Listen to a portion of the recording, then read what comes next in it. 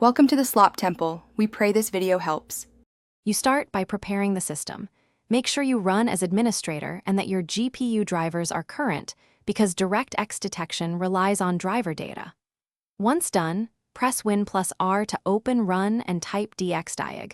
This launches the Directx diagnostic tool.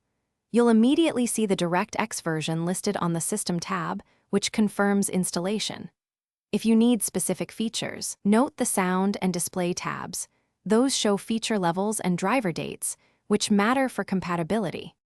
Next, verify the details so you know exactly what's present and why. On the Display tab, check the feature levels and driver model. Feature level indicates supported direct 3D functionality, which games use. For deeper proof, run dxdiag/t to export a text report and inspect it with a text editor. You can also use PowerShell to confirm system updates. Missing platform updates often block newer Directx components. By comparing feature levels to app requirements, you decide if an update is necessary. To finish, install any missing components.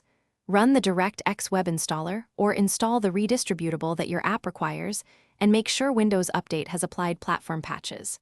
Once updates are done, reboot and rerun dxdiag to confirm. If things go wrong, start with the dxdiag log to identify errors, then reinstall GPU drivers and run sfc/scano to repair corrupt system files.